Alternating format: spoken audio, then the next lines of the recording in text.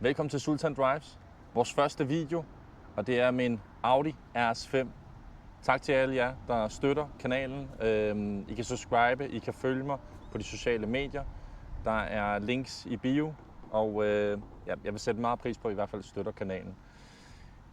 Vi har en Audi RS5 i dag, 2019 årgang, B9, 450 heste. Det er noget autobahn cruiser i hvert fald. Jeg kender den her bil rigtig godt, fordi jeg har selv kørt nu med den i 2 år. Og hvad kan den her bil? Lad os lige først gå igennem, hvad den har af ekstra udstyr. Altså den har for det første om bagved, så kan vi se, den har de Audi Performance udstødninger. Det vil sige, at lyden er bare lige det lidt bedre end standard udstødningerne.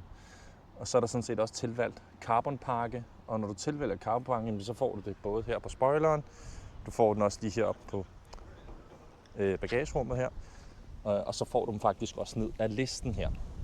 Så har du også carbon sidespejle, og så har du også carbon fronten. Når vi alligevel er hernede, så skal vi kigge på fælgerne, fordi det er 20 tommer fælger, der er på den her bil med røde kaliber, og så har den også keramiske bremser. Det er altså nogle virkelig store bremser, det her. Altså, jeg har ret store hænder, men bremserne er sgu noget større end mine hænder. Og det har bare en helt anden effekt på den her bil. Mange snakker jo omkring, altså den skal races, hvis den skal have behov for de her keramiske bremser. Og ja, men jeg vil sige, bremseeffekten, den er jeg sgu rimelig glad for. Og den stopper også bare.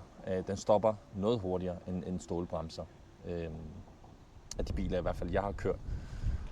Så har vi fronten, og den er også bare... Ja, jeg bliver aldrig træt af den front i hvert fald. Jeg er også helt vild med sådan nogle detaljer, som for eksempel, at de har skrevet Quattro hernede. Det gør bare lige, at den føles lidt mere ekstra speciel, ikke? Og så er det klassiske røde badge ved en RS-model. Det kan jeg rigtig godt lide. Så ved man i hvert fald, at det er en RS'er. Lad os kigge på motoren, fordi det er en ret speciel motor. Altså, ingen disclaimers. Jeg vil sige, modellen før, den havde en bedre lyd. Og det er fordi, der ikke var det her OPF-filter. Men det er ikke sagt, at den her lyder dårligt. Skal jeg lige se her. For det der sådan set er på den her. Så den havde en V8 før. Og det her, det så var den nye anden generation B9. Ikke? Der har man så fået en V6'er på. Den yder samme hestekræfter som generationen før, 450. Den er så gået ned på en V6'er. Kan man høre lidt forskel på lyden i forhold til den nye generation? Ja, det kan man. Lyder den her dårligt? På ingen måde. Den har heller ikke soft limiter, hvilket jeg er sindssygt glad for. Og en ting, der er rigtig vigtig ved de her motorer, det er bare at holde dem rene, sådan så det hele spiller, ikke? Men en motor, der virkelig kan noget. Altså 2,9 og så en twin turbo. Og så kører vi ellers bare derudad, ikke? Så perfekt bil til autobahn, også perfekt bil faktisk her hjemme i Danmark, hvis jeg endelig skal sige det. Fordi Audi er bare altid lidt mere sikker, og det er blandt andet også på grund af firehjulstrækket Quattro. Altså, du finder ikke rigtig nogen bedre i forhold til firehjulstræk, og det er også det, de er kendte for. Med sportsbacken, så får du selvfølgelig også de 2 ekstra døre bagved. Hvis du nu gerne vil have familien med, jamen så er der altså ret god plads hernede, ikke? Og der er selvfølgelig også zoneklima til dem. Bagagerummet er jeg også helt vild med, fordi der er ret god åbning. Så bare kigge på det. Det er ikke det mest spændende. Det er min jakke. Men åbningen gør bare, at man har plads til de daglige varer, man nu ellers gerne vil have plads til. Kontra for eksempel, hvis den nu bare er åbnet her. Men ja, lad os køre en tur.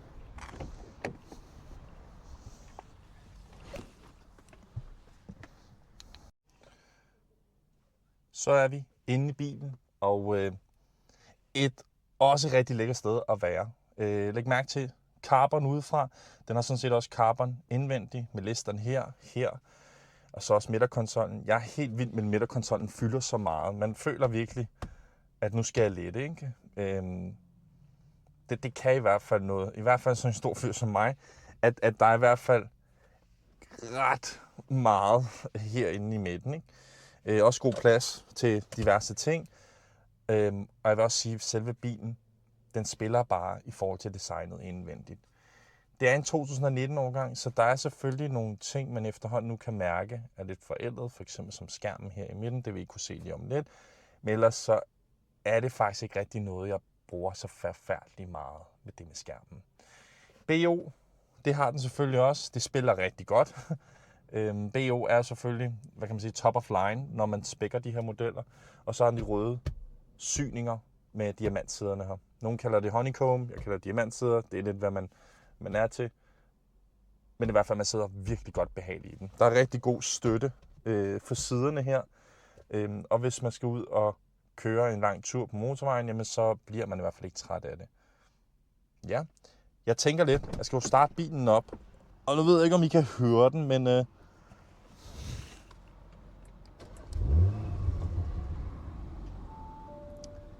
kan i hvert fald godt høre det, men spørgsmålet er selvfølgelig, hvor meget I kan høre det, ikke? En ting, der selvfølgelig er med de her, det er, at de jo begynder at få de her OPF-filtre, og det gør dem jo mindre larmende. Den her har så ikke soft limiter, hvilket er super godt, for det betyder godt, at man kan gøre det her. Nu skal vi lige vente på, at den lige går over. Går over i Dynamic. Så kan man godt høre bilen.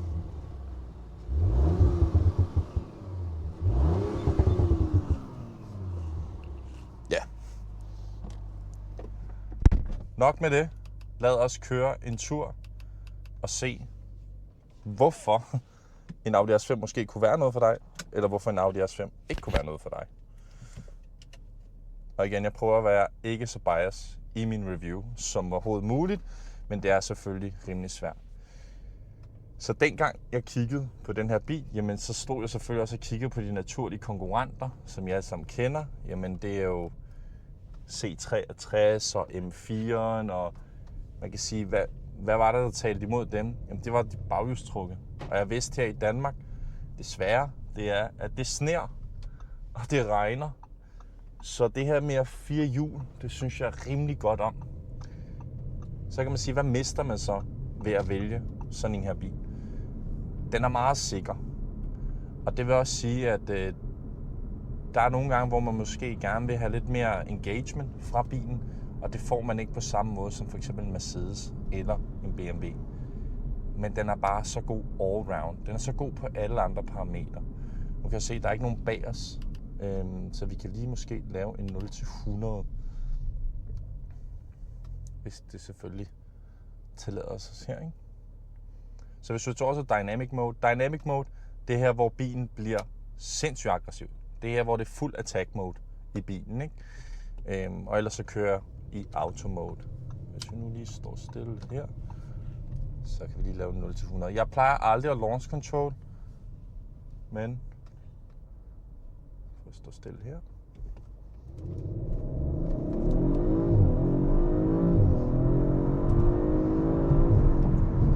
Ja. Jeg bliver aldrig nogensinde træt af det der.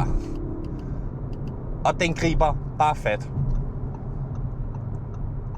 Det fordelen ved at de her firehjulstræk, det er, at du føler aldrig på noget tidspunkt, at bilen giver slip på vejen. Og det er derfor Quattro, det er så førende i forhold til firehjulstræk. Og når man så ligger og cruiser her, så kan man gøre det. Jamen, jeg vil gerne over i comfort mode. Jeg bruger aldrig nogensinde comfort mode. Men så slapper bilen helt af. Og så vil det også sige, at når man så træder speederen i bund, jamen så tager det lidt længere tid for den, at den opfanger det, ikke? I auto mode på samme måde, den har lidt delay. Dynamic mode, så mærker man det bare chipped, ikke? Og så har den altså også de her pedaler, som man elsker at lege med, fordi de er så ret høj kvalitet. Ikke de her plastikting, men når man rører ved dem, så føles det i hvert fald rimelig godt. Så det gør, at man virkelig har lyst til at også gå over og slå over på manuel mode. Og det gør man simpelthen bare ved at slå ud til siden her, ikke? Men ja, bilen, den har rigtig mange gode ting. Og husk at få jer et safe link, gutter. For det er så fint, når der er nogen, der holder ude i siden. Men den her bil, den er lidt ligesom, hvis vi nu skal sige hvis vi nu skal sammenligne det med hverdagen i dag, ikke også? Så kan man sige, at M4, det er måske fra 1 til 10 en 10'er, hvis vi snakker med dame. Men den vil hele tiden opmærksomhed. Altså, en BMW M4 skal hele tiden tilfredsstilles. Ellers så smutter den. ellers så gider den ikke mere. Så finder den sgu en anden partner. RS5'eren her, det er måske fra 1 til 10, så er det en 7,5. Den er stabil. Du ved, hvor du har den. Du ved, at det her ægteskab, det kommer sgu til at vare for evigt. Fordi begge to er rigtig glade for hinanden. Og ja, der kan være nogle gode og dårlige dage. En M4 er ikke på samme måde. Det er her, hvor du har overscoret, og du tænker, wow. Og hun ser sindssygt godt ud, men hun vil have din opmærksomhed 24/7. Og der skal i hvert fald ske noget hele tiden, ikke? Den her bil er man ret, hvad kan man sige, selvsikker i, når man endelig kører.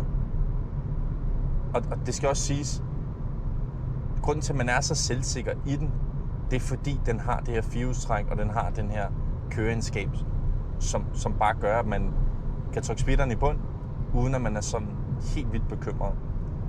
Den kræver selvfølgelig lidt tilvænning, fordi du kan ikke bare trykke speederen i bund med en hånd på rattet. Det er ret vigtigt, at du har begge hænder på rattet. Altid, når du gasser op i en hvilken som helst bil. Så det er i hvert fald det, Audi'en kan. Det er til den her, der er på udkig efter en allrounder. En bil, der kan køre rigtig godt i vintervejret og ligge stabil på motorvejen. Hvordan fungerer den så på de mere snoede veje? Jamen, lad os kigge på det. Hvis vi så kører ud på de her snoede veje, jamen, hvordan klarer den her bil så? Klarer det faktisk rigtig godt. Altså, igen, styretøjet er let.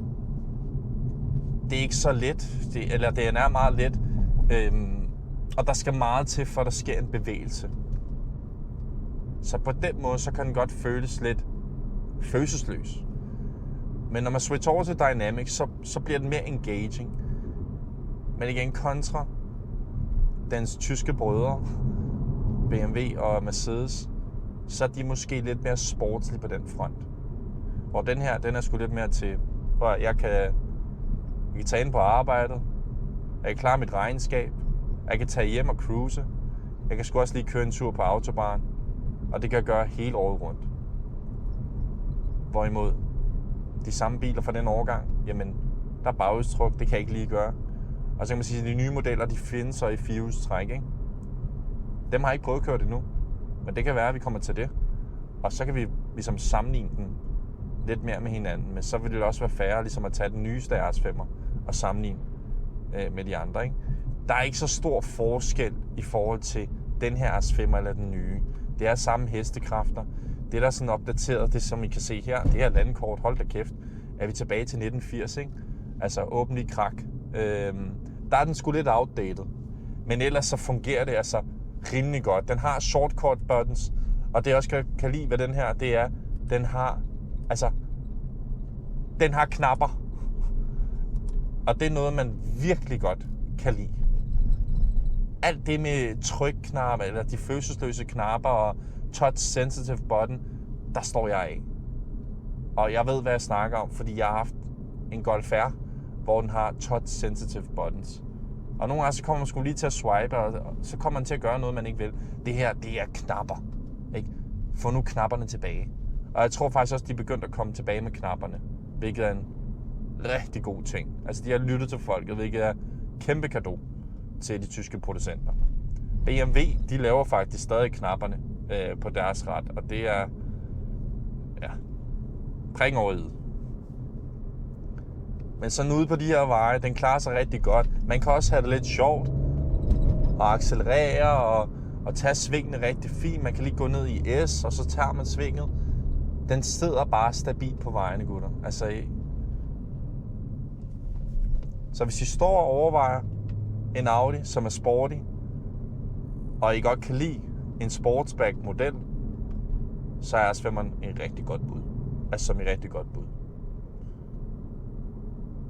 Der er heller ikke de store problemer med de her biler.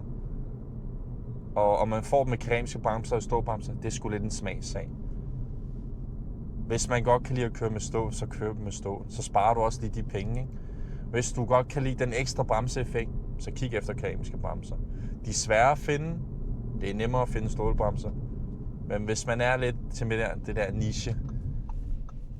med keramiske bremser, så kan man godt forsøge sig med det, ikke?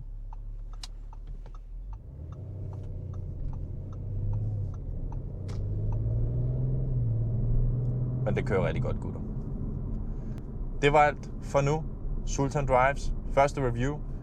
Hvis I godt kan lide de her videoer, så følg mig herinde på YouTube. Og følg mig også på TikTok og Instagram. Der er et link i min bio.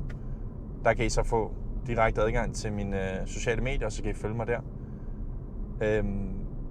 Ja. Like, kommenter, hvad I synes om det. Kommenter, hvad I synes om bilen. Kommenter, hvad I synes om indholdet. Og så vil jeg gøre mit bedste i hvert fald for at læse de ting og implementere dem til vores næste video. Jo mere støtte jeg får, jo mere får vi adgang til nogle eksklusive biler, og måske også mindre eksklusive biler. Men det var alt for nu. Tak for denne gang, gutter. Peace.